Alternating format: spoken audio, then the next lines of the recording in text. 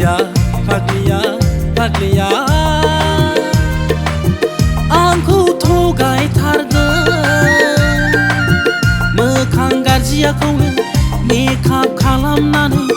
आंखौ फोथायथारगोन दाना नुबाय माथो भाद्र मासनि जोमै बायदि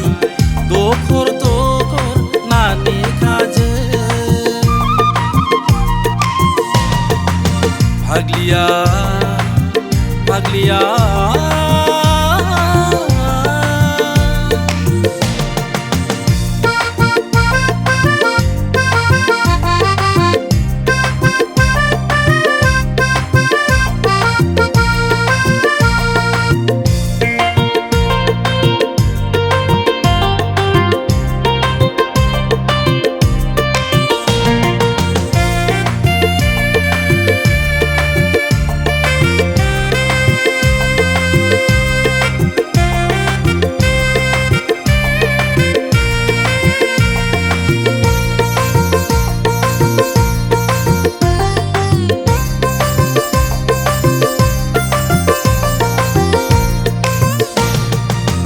बाथ्राफ्राथ' दावमायनायाबो हास्लाबा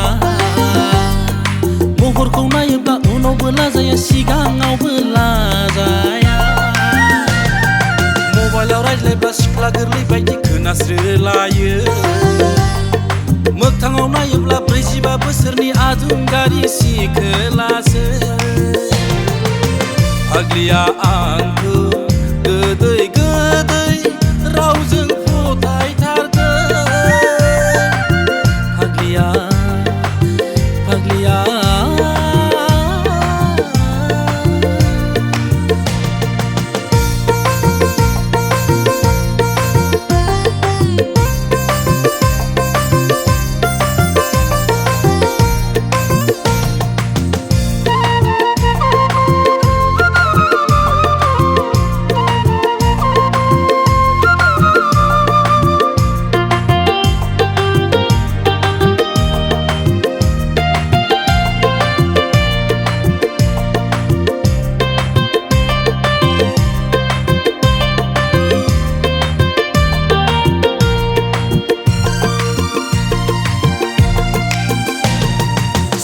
मंगलबार बाजार खनफ्रामबो नागारखाया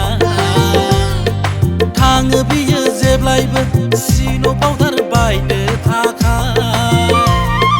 थाङो बियो जेब्लायबो बिउटि पार्लाराव फाग्लिया देलायनायावबा खम नङा संनाय खावनायावबा दानाय लुनायावबा इसेबो उदायखाया फाग्लिया फाग्लिया फाग्लिया आंखौ थगायथारगोन मोखां गाज्रियाखौनो मेकआप खालामनानै आंखौ फोथायथारगोन दाना नुबाय माथो भाद्र मासनि जोमै बायदि दखर दखर नानि खाजों फाग्लिया फाग्लिया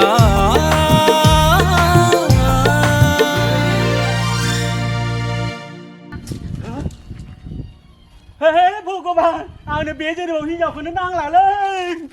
ओइ सना थाथ'